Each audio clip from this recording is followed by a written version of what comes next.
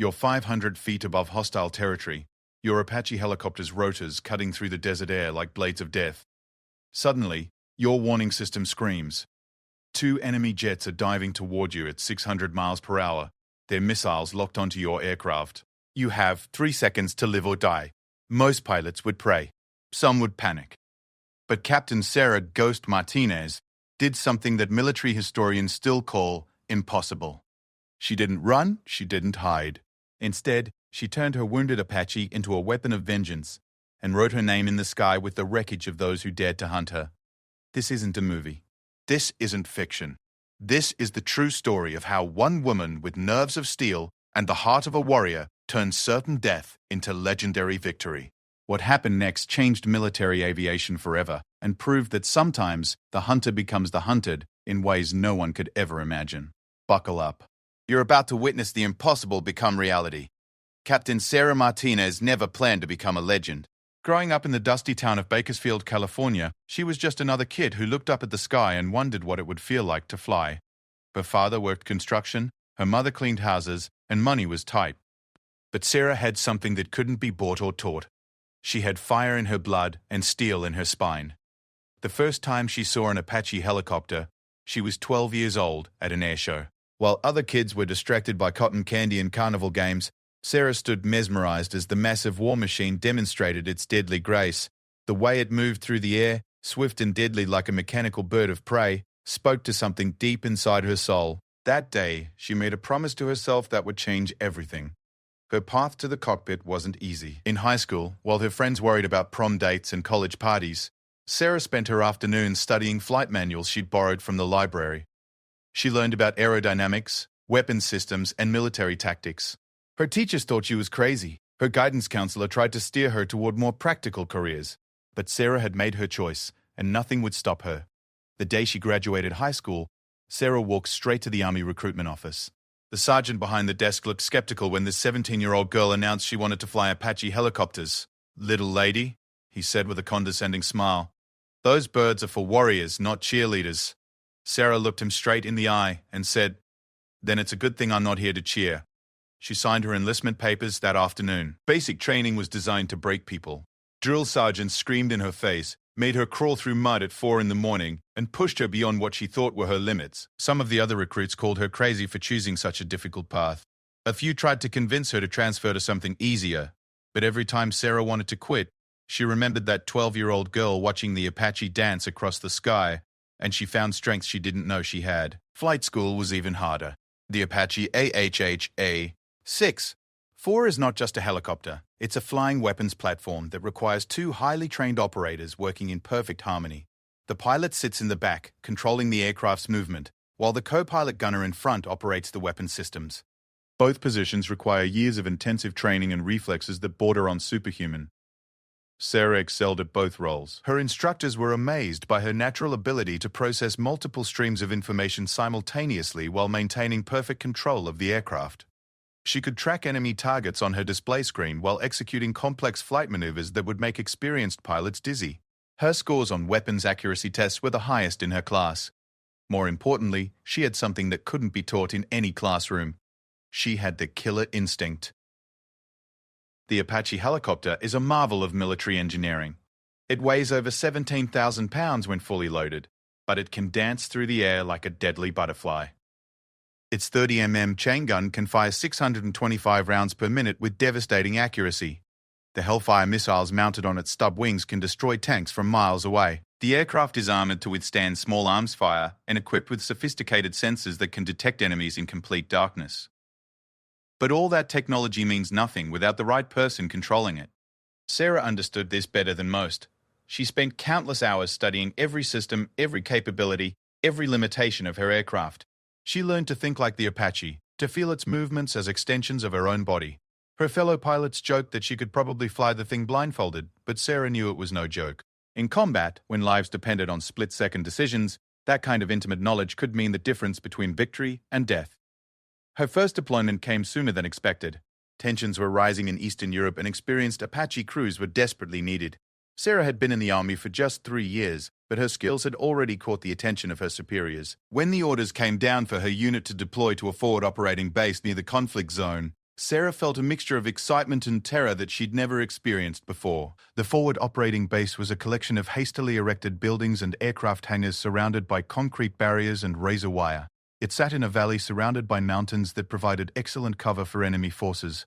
Intelligence reports indicated that hostile aircraft were operating in the area, but the exact threat level remained unclear.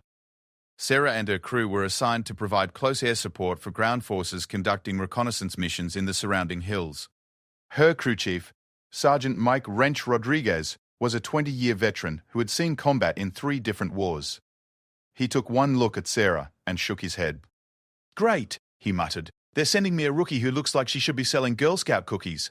But after watching Sarah pre-flight her aircraft with the precision of a surgeon, his attitude began to change. When she correctly identified a potential hydraulic leak that 2 other pilots had missed, Wrench knew he was working with someone special. The first few missions were routine patrol flights, designed to familiarize the crew with the local terrain and potential threats. Sarah learned every mountain peak, every valley, every possible hiding spot within a 50-mile radius of their base. She studied satellite imagery until she could navigate the area with her eyes closed. Her co-pilot gunner, Lieutenant James Hawk Patterson, was impressed by her dedication, but worried about her intensity. "You're pushing yourself too hard," Hawk told her one evening as they reviewed mission footage. "This isn't a video game. Out there, people are trying to kill us."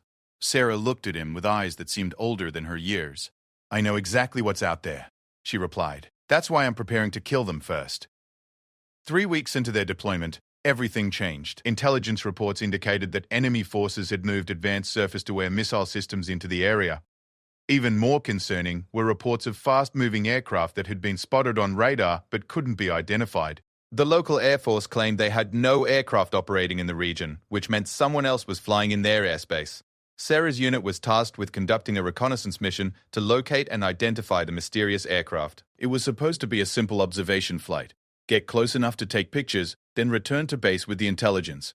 What could go wrong? As Sarah would soon discover, in combat situations, everything can go wrong in ways you never imagined. The morning of the mission, Sarah went through her pre-flight routine with extra care. She checked every system twice, tested every weapon, and reviewed the flight plan until she could recite it from memory. Wrench noticed her unusual attention to detail and asked if something was bothering her. Sarah paused for a moment, then shook her head. "Just a feeling," she said. "Today feels different." Hawk climbed into the front seat of the Apache and began his own pre-flight checks.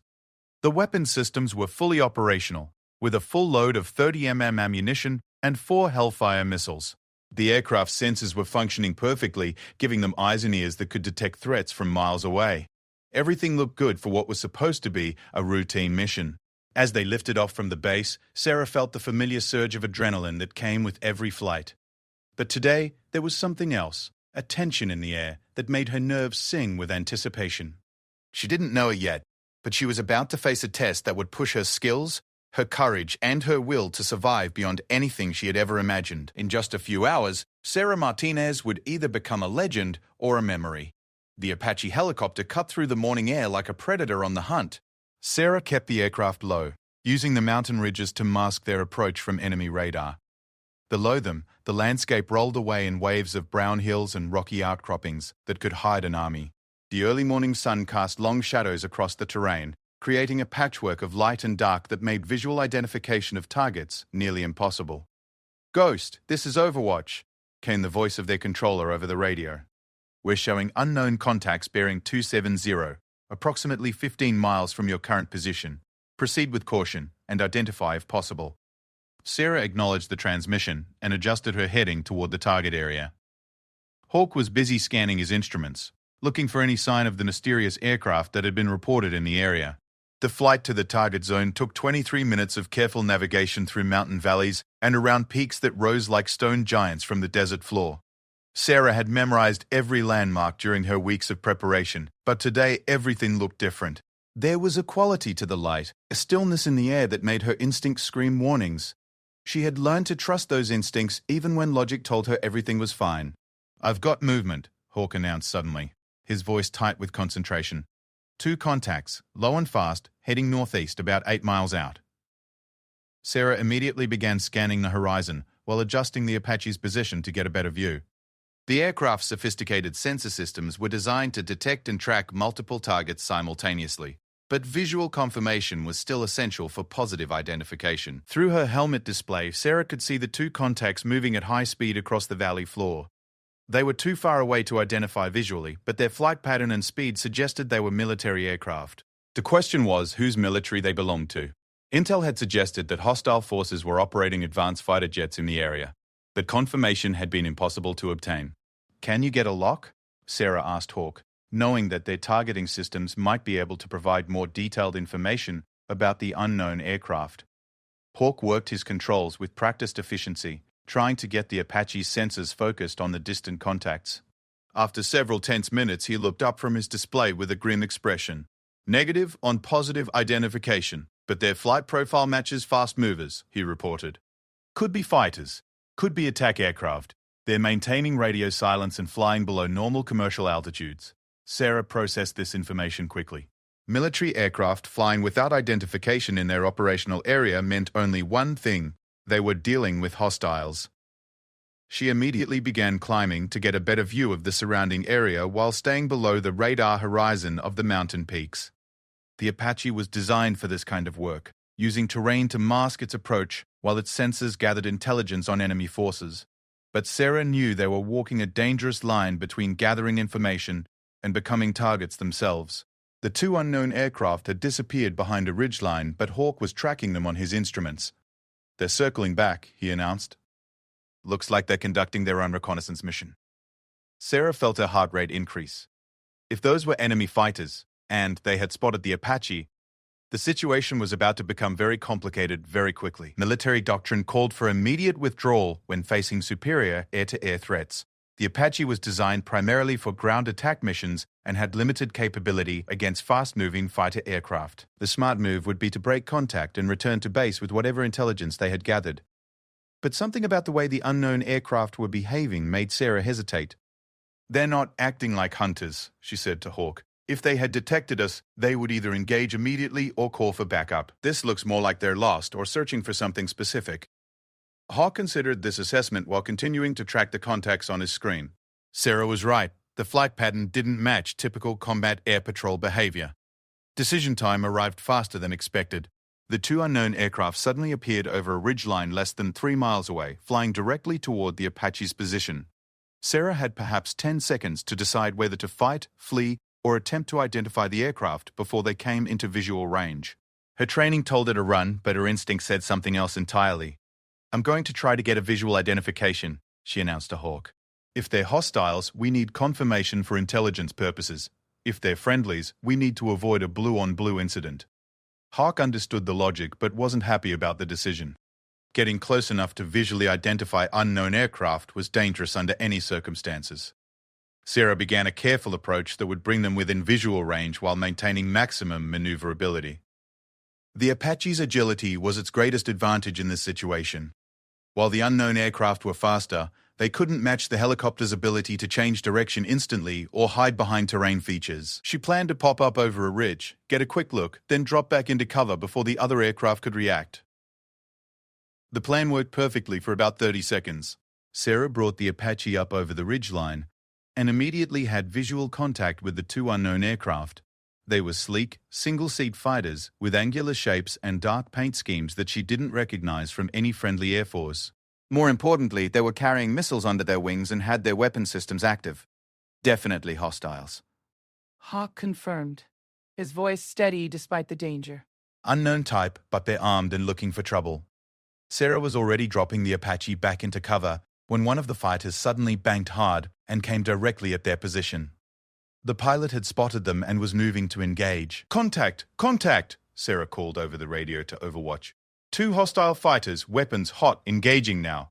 She threw the Apache into a diving turn that would have made a roller coaster designer proud, using every bit of the aircraft's agility to stay ahead of the attacking fighter. Behind her, she could hear Hawk arming their weapon systems and preparing for combat. The first fighter pilot was skilled, but he had made a critical error in attacking immediately, instead of coordinating with his wingman. Sarah used this mistake to her advantage, diving into a canyon that was too narrow for the fighter to follow effectively. The jet shot overhead, unable to bring its weapons to bear on the Apache hidden in the rocky gorge below. But the second fighter was smarter. Instead of following his wingman into the canyon, He climbed to altitude and began circling overhead, waiting for the Apache to emerge. Sarah was temporarily safe in the rocky confines of the canyon, but she couldn't stay there forever. Fuel was limited, and eventually she would have to come out into the open where the fighters could engage her. Overwatch, Ghost, she called on the radio. Request immediate air support. We have 2 hostiles with superior speed and altitude advantage. Our position is compromised and we need backup. The response she received was not what she wanted to hear. Due to other ongoing operations, no friendly aircraft were available for immediate assistance. The Apache was on its own. Hawk had been analyzing the tactical situation while Sarah maneuvered through the canyon. "We can't outrun them, and we can't hide forever," he said with characteristic bluntness. "That leaves fighting. And these guys have every advantage except one." Sarah knew what he meant. The Apache's weapons were designed for precision engagement of ground targets, but they could also be devastating against aircraft if used correctly. The 30mm chain gun was their primary weapon for air-to-air combat. It fired depleted uranium rounds at 625 rounds per minute with incredible accuracy. The problem was getting close enough to use it effectively against fast-moving targets. The Hellfire missiles were designed for ground attack, but Sarah had heard stories of pilots using them against helicopters in desperate situations. "What's your plan?" Hawk asked as the fighters continued circling overhead like vultures waiting for their prey to emerge. Sarah was thinking fast, analyzing every option and considering the capabilities of their aircraft versus the enemy fighters. She had spent thousands of hours in the Apache, learning its every capability and limitation. Now, all that training was about to be put to the ultimate test. "Those fighters are fast, but they're not used to fighting something that can stop and turn on a dime," she explained to Hawk. "Their advantage is speed and altitude. Our advantage is agility and surprise. We're going to use their overconfidence against them." Hawk listened to her plan with growing amazement and more than a little concern about her sanity. The plan was simple in concept, but terrifyingly dangerous in execution. Sarah would use the Apache's unique capabilities to turn the tables on the attacking fighters, transforming the helicopter from prey into predator. It was a plan that no military manual would ever recommend, but it was also exactly the kind of unconventional thinking that wins battles against superior forces. As Sarah prepared to execute her plan, she thought briefly about the 12-year-old girl who had watched the Apache demonstration all those years ago. That girl had dreamed of flying these magnificent machines, but she had never imagined that one day she would use one to fight for her life against enemy jets in a mountain canyon on the other side of the world. Life had a way of exceeding even the wildest dreams. Sarah's plan required perfect timing and nerves of absolute steel. She would use the canyon walls as cover to approach the fighters from an unexpected angle, then strike when they least expected it. The key was making them think she was trapped and helpless while actually maneuvering into attack position. It was a gamble that would either make her a hero or get them both killed in the next few minutes. "Here's what we're going to do," Sarah explained to Hawk as she studied the terrain around them. "I'm going to pop up at the north end of the canyon like I'm trying to escape. When the first fighter comes down to engage, I'll drop back into cover and circle around to the south exit. By the time he realizes what happened, we'll be behind him with a clear shot." Hawk checked his weapon systems one more time. "What about the second fighter?" he asked, knowing that engaging one enemy aircraft while another remained in the area was extremely dangerous. Sarah's smile was cold as winter. "The second one is going to watch his wingman get destroyed, and then it's going to be his turn." The first part of the plan unfolded exactly as Sarah had predicted. She brought the Apache up at the north end of the canyon, exposing it just enough for the circling fighters to get a clear visual. Immediately, one of the jets banked hard and came diving down toward her position, its pilot eager to claim an easy kill. At the last possible moment, Sarah dropped the Apache back into the canyon and began racing toward the southern exit at maximum speed. The fighter pilot, confident in his superior speed and firepower, followed the Apache into the canyon. It was exactly what Sarah had been hoping for. In the confined space between the canyon walls, the fighter's speed advantage was neutralized. The jet pilot found himself trying to track a target that could stop, turn, and change direction faster than anything he had ever faced before. Sarah waited until the fighter was fully committed to the canyon pursuit before executing the most dangerous part of her plan. She pulled the Apache into a hover behind a large rock formation, effectively disappearing from the fighter pilot's view. The jet shot past their hiding position at over 400 miles per hour, its pilot suddenly realizing he had lost visual contact with his target. "Now!" Sarah shouted to Hawk as she pulled the Apache up and behind the confused fighter. For a brief moment, they had the perfect shot. The enemy aircraft was directly in front of them, flying straight and level as its pilot tried to figure out where the helicopter had gone. Hawk didn't need to be told twice. His finger found the trigger for the 30mm chain gun. The sound of the chain gun firing is something that has to be experienced to be believed. 625 rounds per minute of depleted uranium projectiles tearing through the air creates a buzzing roar that seems to come from the depths of hell itself. Each round is capable of penetrating armored vehicles, and when dozens of them strike an aircraft at close range, the results are catastrophic. The enemy fighter disintegrated under the sustained burst from the Apache's main gun. Sarah watched in amazement as pieces of the aircraft scattered across the canyon floor like deadly confetti. The pilot never knew what hit him. One moment he was hunting a helicopter, the next moment he was scattered across a mountainside in pieces too small to identify, but there was no time to celebrate. The second fighter pilot had watched his wingman disappear into the canyon and was now circling overhead with a much more cautious attitude. Sarah knew he would be calling for backup and trying to determine what had happened to his partner. She had perhaps 2 minutes before reinforcements arrived and turned the odds heavily against the Apache. 1 down, 1 to go, Hawk announced with grim satisfaction as he reloaded the chain gun and checked their remaining ammunition. They had used approximately 100 rounds destroying the first fighter, leaving them with enough ammunition for sustained combat, but not enough to waste on missed shots. Every round would have to count. The second fighter pilot was smarter than his dead wingman. Instead of diving into the canyon to investigate, he climbed to high altitude and began making wide circles around the area. He was trying to force the Apache out into the open where his superior speed and weapons range would give him every advantage. It was exactly what Sarah would have done in his position. "He's not going to make the same mistake," Sarah told Hawk as she studied the enemy aircraft's flight pattern. "We need to find a way to get him to come down to our level, or we need to find a way to reach him at his altitude." Neither option seemed particularly appealing, but staying in the canyon was no longer an option. Fuel was becoming a concern, and backup for the enemy fighter could arrive at any moment. Sarah began moving the Apache through the canyon system, looking for a way to gain altitude while remaining hidden from the circling fighter. The terrain was rugged and unforgiving, with steep walls and narrow passages that required all of her flying skills to navigate safely. But she had studied these mountains for weeks, and she knew there was a natural chimney formation that led to a plateau about halfway up the eastern wall. The chimney was barely wide enough for the Apache's rotor diameter, and flying through it would require precision that bordered on supernatural. One mistake, one gust of wind, one moment of inattention would send them crashing into the rock walls with fatal results. But it would also bring them up to an altitude where they could engage the enemy fighter on more equal terms. "You're not seriously thinking about flying through that crack in the rock," Hawk said as he realized what Sarah was planning. The passage looked impossibly narrow from their current position, like threading a needle while riding a bucking horse. Sarah's response was to begin climbing toward the entrance to the chimney formation.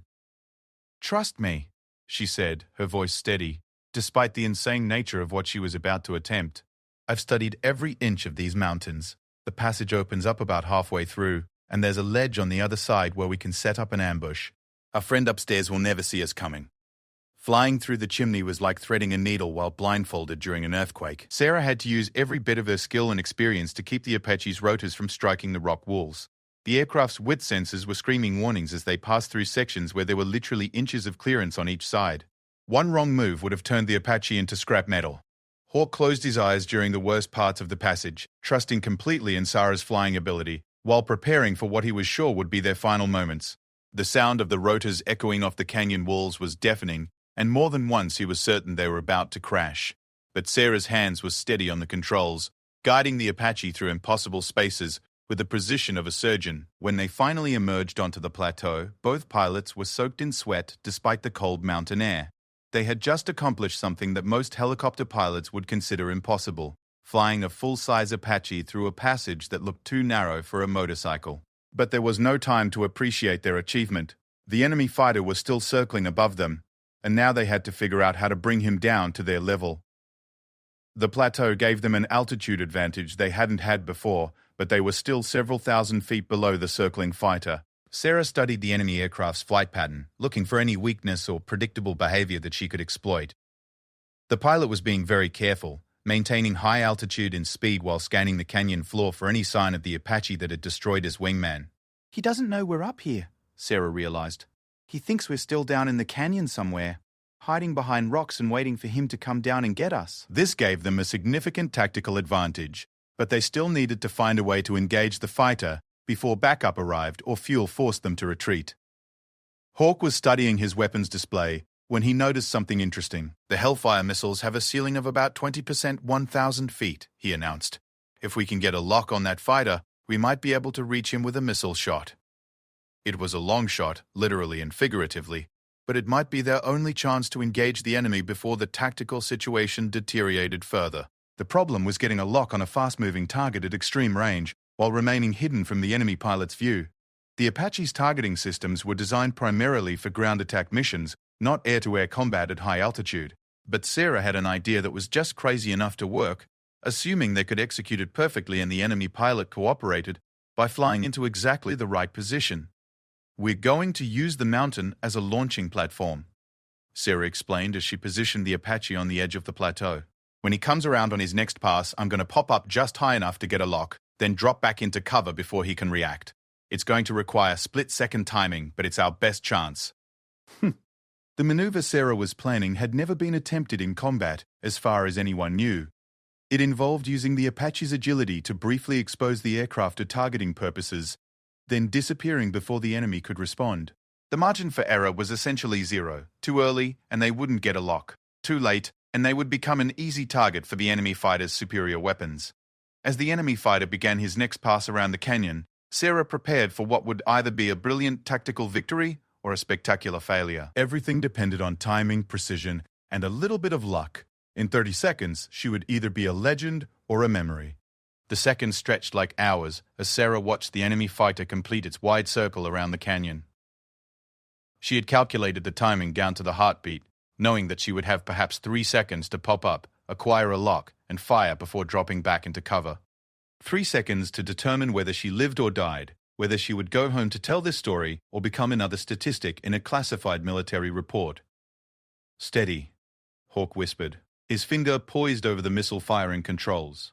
The Hellfire missile system was armed and ready. Its sophisticated guidance computers calibrated for a target that was moving at over 400 miles per hour at an altitude of nearly 15,000 feet. It was asking a lot of a weapon system designed to destroy tanks and bunkers, but Sarah had faith in both the technology and her crew's ability to use it effectively. The fighter was approaching the optimal position. Sarah could see it on her display, a small blip moving with mechanical precision around its predetermined flight path. The pilot was being methodical and careful, probably assuming that the Apache was still hiding somewhere in the canyon below. He had no idea that death was waiting for him on a rocky plateau with a clear line of sight to his aircraft. "Mark," Sarah called as she pulled back on the collective and sent the Apache climbing above the plateau edge. For exactly 2.7 seconds, they were exposed to the enemy fighter's view, but Sarah was counting on the pilot's attention being focused on the canyon floor below. Hawk's targeting system immediately began tracking the enemy aircraft, the computer calculating intercept courses and engagement angles at superhuman speed. "Lock," Hawk shouted as his display showed a solid targeting solution on the enemy fighter. His finger squeezed the trigger, sending a Hellfire missile racing toward the unsuspecting jet at Mach 1.3. The missile's solid rocket motor ignited with a roar that echoed off the canyon walls, and a trail of white smoke marked its path toward the target. Sarah immediately dropped the Apache back below the plateau edge, but not before she saw something that made her blood run cold. The enemy pilot had spotted them during their brief exposure and was already banking hard toward their position. Worse, she could see the flash of missiles being launched from under the fighter's wings. The enemy pilot was firing even as the Hellfire streaked towards his aircraft. "Incoming!" Sarah screamed, as she threw the Apache into the most violent evasive maneuvers of her career. The plateau edge disappeared behind them as she dove toward the canyon floor, using every bit of the helicopter's agility to stay ahead of the enemy missiles. Behind her, she could hear the roar of jet engines as the fighter pilot committed to a high-speed attack run. The first enemy missile missed by less than 50 feet, its proximity fuse detonating in a ball of orange fire and black smoke that rocked the Apache with its shockwave. Sarah felt fragments pepper the aircraft's armored hull, but the damage indicators remained green. The Apache was built to take punishment, and it would take more than near misses to bring down the flying tank. The second missile was tracking better. Its seeker head locked onto the Apache's heat signature as Sarah dove deeper into the canyon. She could hear the weapon's proximity sensor chirping on her threat warning system, indicating that impact was imminent. At the last possible moment, she pulled the Apache behind a massive boulder that jutted from the canyon wall, breaking the missile's line of sight. The explosion shattered rock face and sent debris cascading into the canyon, but the Apache survived intact. Sarah had used the terrain to defeat a sophisticated air-to-air missile, something that most pilots would consider impossible. But she had no time to celebrate her defensive success. She needed to know if their own missile had found its target. "Did we get him?" she asked Hawk, as she maneuvered the Apache through the narrow canyon passages. Her co-pilot was scanning his instruments and trying to re-establish contact with the enemy fighter on his targeting display. For several tense moments, there was nothing but static and electronic noise from the direction where the fighter had been flying. Then Hawk's display lit up with multiple contact indicators, all of them stationary and all of them exactly where the enemy fighter should have been. "Target destroyed," he announced with quiet satisfaction. "The Hellfire found its mark." That fighter is now scattered over about half a square mile of mountainside. Sarah felt a surge of elation followed immediately by the realization that their celebration was premature. Intelligence reports had indicated that enemy aircraft were operating in pairs or larger formations. If there had been 2 fighters in the area, there might be more on the way. They needed to get out of the canyon and back to friendly airspace before reinforcements arrived. But as she began climbing toward the canyon exit, Sarah's threat warning system began screaming again. New contacts were appearing on her display, multiple fast-moving aircraft approaching from the northwest at high altitude. Someone had been monitoring radio communications, and the destruction of 2 fighters had attracted the attention of whatever command authority was running enemy operations in the area. "Multiple contacts inbound," Hawk reported, his voice tense as he counted the new threats. "I'm showing 4, possibly 5 aircraft heading our direction at high speed and altitude. Estimated time to intercept is 8 minutes. Sarah processed this information with the cold calculation of a veteran combat pilot. 5 enemy aircraft versus 1 Apache helicopter was not favorable odds by any reasonable standard. "Overwatch Ghost," she called on the radio. "We have multiple enemy fighters inbound our position. We've destroyed 2 hostiles but are about to be outnumbered 5-1. Request immediate air support and clearance for emergency withdrawal." The response came back immediately, and it was not what she wanted to hear. "Ghost, Overwatch. No friendly air assets available for immediate support. Weather is closing in at your base, and all aircraft are grounded. You are cleared for immediate withdrawal, but be advised that enemy fighters are also reported in your withdrawal corridor. Recommend you find a place to hide and wait for conditions to improve." Sarah looked at a fuel gauge and made some quick calculations. They had perhaps 30 minutes of flight time remaining, not enough to reach friendly airspace even if the withdrawal corridor was clear. The approaching enemy fighters would be in weapons range in less than 8 minutes. Hiding and waiting for rescue was not an option.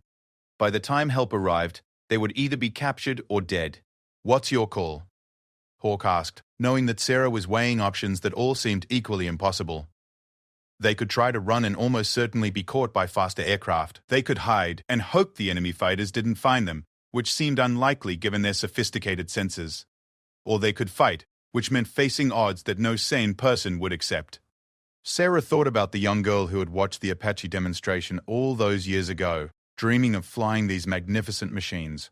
That girl had grown into a woman who had dedicated her life to mastering the art of aerial warfare. She had trained for thousands of hours, studied every manual, learned every system, and prepared for exactly this kind of impossible situation. "We fight," she said simply, her voice steady and calm despite the overwhelming odds. "Those fighters are expecting to find a helpless helicopter trying to run away. Instead, they're going to find a predator that's already killed 2 of their friends. We know this terrain better than they do. We have home field advantage. And we have something they don't expect." "What's that?" Hawk asked, though he suspected he already knew the answer. Sarah's smile was cold and deadly as she began planning the most audacious air combat engagement in modern military history. She was about to attempt something that no helicopter pilot had ever tried before, taking on an entire squadron of enemy fighters and winning. "We have surprise, we have determination, and we have nothing left to lose," she explained as she began studying the tactical display. "Those fighters are coming in fast and high, probably planning to bracket the canyon and force us into the open. But they're thinking like fighter pilots, not like helicopter pilots. They're about to learn the difference." The plan that formed in Sarah's mind was so audacious that it bordered on insanity. She was going to use the canyon terrain and the Apache's unique capabilities to engage the enemy fighters on her terms, not theirs. It would require perfect timing, incredible skill, and luck that bordered on divine intervention. But it was also exactly the kind of unconventional thinking that turns impossible odds into legendary victories. As the enemy fighters approached their position, Sarah began preparing for a battle that would either make her the most famous helicopter pilot in military history or ensure that her name was engraved on a memorial wall somewhere. Either way, she was determined to make it a fight that the survivors would never forget. The Apache's weapon systems hummed with deadly potential as Sarah positioned the aircraft for combat. In 5 minutes, the quiet mountain canyon would become a battlefield where physics, skill, and pure determination would determine who lived and who died. The hunt was about to become a war. The 5 enemy fighters approached the canyon in a coordinated formation that spoke of professional military training and combat experience. Sarah watched them on her display, analyzing their flight pattern and searching for weaknesses she could exploit. They were flying in a classic search-and-destroy formation, with 2 aircraft at high altitude providing overwatch, while 3 others prepared to sweep the canyon at lower altitudes. "They're going to box us in," Ark observed as he studied the enemy formation. "The high guys will spot us and vector the low guys in for the kill. Standard fighter tactics against ground targets." Sarah nodded, but she was already thinking 3 moves ahead. The enemy pilots were indeed using standard tactics, which meant their actions would be predictable to someone who understood their mindset. "Standard tactics work against standard targets," Sarah replied as she positioned the Apache in a narrow side canyon that offered multiple escape routes. "But there's nothing standard about what we're about to do. Those pilots are thinking like fighter jocks hunting a helpless helicopter. They're not prepared to fight something that shoots back and refuses to die." The first part of Sarah's plan was to let the enemy fighters commit to their search pattern before revealing her position. She needed them spread out and focused on different areas of the canyon so she could engage them individually rather than fighting all 5 at once. It was a game of patience and timing that would test every skill she had developed over her years of training and combat experience. The lead fighter entered the canyon at high speed, its pilot confident that he was hunting a wounded animal hiding among the rocks. Sarah let him pass within 1,000 yards of her position without revealing herself, watching as he banked hard to follow the canyon's twisting path.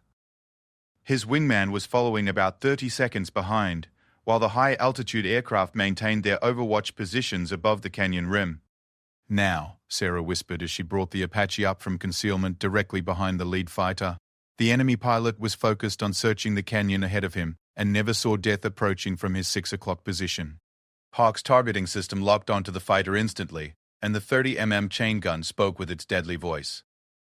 The sustained burst from the Apache's main gun turned the enemy fighter into an expanding cloud of debris in less than 2 seconds. The aircraft simply disintegrated under the impact of dozens of depleted uranium rounds, its pilot never knowing what hit him. One moment he was a predator hunting prey, the next moment he was scattered across a mountainside in pieces too small to identify. But Sarah's position was now revealed, and the remaining 4 fighters immediately converged on her location. She had perhaps 10 seconds before the canyon became a death trap filled with missiles and cannon fire from multiple directions. Sarah used every one of those seconds to execute the most complex piece of flying in her career. The Apache dove toward the canyon floor, while simultaneously executing a spiraling turn that kept its nose pointed at the approaching fighters. Sarah was using the helicopter's unique ability to fly in directions that would be impossible for fixed-wing aircraft, presenting a target that moved in ways the enemy pilots had never encountered before. The second fighter pilot, seeing his wingman destroyed, came diving into the canyon with his guns blazing. But Sarah was no longer where he expected her to be. The Apache had reversed direction and was climbing toward the canyon rim behind a screen of rock formations that blocked the fighter's line of sight. When the enemy pilot realized he was shooting at empty air, Sarah was already in position for her next attack. "Target lock," Hawk announced as his display showed a clear shot at the confused fighter pilot.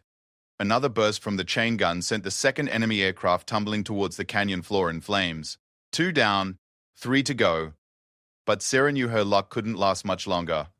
The remaining fighters were now fully alert and coordinating their attacks. The high-altitude Overwatch aircraft had seen enough. Both fighters came diving toward the canyon in a coordinated attack that would saturate Sarah's position with missiles and cannon fire. There was nowhere to hide from this kind of concentrated firepower, and Sarah knew she had to do something desperate to survive the next 30 seconds. "Hold on," she warned Hawk as she pulled the Apache into a climb that defied every principle of helicopter aerodynamics. The aircraft's engines screamed in protest as Sarah demanded performance that exceeded the manufacturer's specifications, but the Apache responded like the magnificent war machine it was designed to be. The climb brought them face to face with one of the diving fighters at an altitude where neither aircraft had any advantage. For a brief moment, pilot stared at pilot across a distance measured in yards rather than miles. Then both aircraft opened fire simultaneously, turning the air between them into a crossfire of steel and depleted uranium. The fighter's cannon rounds sparked off the Apache's armored hull, while Hawk's return fire shredded the enemy aircraft's thin aluminum skin. It was a contest between speed and armor, between precision and brute force. The fighter pilot had superior firepower, but Sarah had superior protection and the determination of someone with nothing left to lose. The engagement lasted less than 5 seconds before the enemy fighter broke off, trailing smoke and hydraulic fluid from multiple hits. Sarah watched as the damaged aircraft attempted to climb away from the combat zone, but Hawk's targeting system was already locked onto the wounded bird. A Hellfire missile finished what the chain gun had started, adding a third kill to their growing tally. But the victory celebration was premature. The remaining 2 fighters had used the confusion of the aerial duel to position themselves for a coordinated attack from opposite directions. Sarah found herself caught in a classic pincer movement, with enemy aircraft approaching from both ends of the canyon. There was no cover, no escape route, and no time to execute another miraculous maneuver. "This is it," Hawk said quietly as he watched the enemy fighters close in for the kill. Both aircraft were firing missiles, and there was simply no way for the Apache to avoid all of the incoming weapons. Sarah had fought brilliantly, but the odds had finally caught up with them. In 10 seconds, their impossible run would come to an end. But Sarah Martinez hadn't survived this long by accepting the impossible. As the enemy missiles streaked toward her position, she executed one final maneuver that would either save them or guarantee their destruction. She pointed the Apache's nose straight up and climbed at maximum power directly toward the rock ceiling of the canyon. The enemy pilots, seeing their target apparently committing suicide by flying into solid rock, momentarily hesitated in their attack. That hesitation cost them everything. At the last possible instant, Sarah rolled the Apache inverted and dove through a narrow gap in the canyon ceiling that she had spotted during her earlier reconnaissance flights. The maneuver was so unexpected, so physically impossible by normal standards, that both enemy fighters overshot their target and found themselves flying past each other in the narrow canyon. In their confusion, one pilot fired at what he thought was the Apache, but was actually his wingman's aircraft. The friendly fire incident destroyed the 4th enemy fighter, leaving only one opponent for Sarah to deal with. The final enemy pilot, realizing he was now alone against an opponent who had just destroyed 4 of his squadron mates, made the decision to retreat. He pulled his fighter into a steep climb and headed for home at maximum speed. But Sarah wasn't finished with him yet. She had come too far and sacrificed too much to let the last enemy escape to report her position. "One more," she told Hawk as she brought the Apache around for a final attack run. The enemy fighter was climbing fast, but he was also flying straight and level in his haste to escape. It was exactly the kind of predictable flight path that made for an easy targeting solution. Hawk's final Hellfire missile reached out across the mountain sky like the hand of death itself. The enemy pilot never saw it coming. One moment he was flying toward safety and home, the next moment he was just another fireball lighting up the morning sky. 5 enemy fighters had entered the canyon hunting for one Apache helicopter. None of them would ever return home. As the smoke cleared and the echoes of battle faded among the mountain peaks, Sarah finally allowed herself to breathe again. They had done the impossible, surviving against odds that no reasonable person would have accepted. The Apache's ammunition was nearly exhausted, fuel was critically low, and the aircraft bore the scars of multiple hits from enemy fire. But they were alive, victorious, and about to become legends. "Overwatch, Ghost," Sarah called on the radio, her voice steady despite everything they had just endured. 5 enemy fighters destroyed. Canyon is clear of hostile aircraft. Request immediate fuel and ammunition resupply for continued operations. The response from their controller was a long moment of stunned silence, followed by congratulations that would echo through military aviation circles for years to come. The flight back to base was uneventful compared to what they had just experienced. Sarah nursed the damaged Apache through the mountain passes while Hawk catalogued their victories and calculated ammunition expenditure for his after-action report. Neither pilot spoke much during the return journey, both of them processing what they had just accomplished.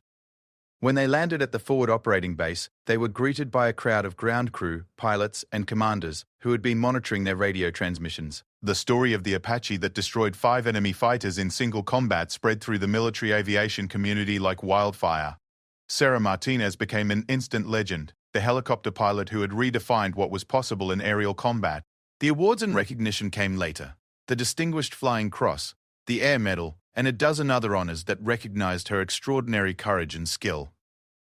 But for Sarah, the real reward was simpler and more profound. She had proven that determination, training, and sheer force of will could overcome any obstacle, no matter how impossible it seemed. Years later, when young pilots asked Sarah how she had managed to defeat 5 enemy fighters in a single engagement, her answer was always the same.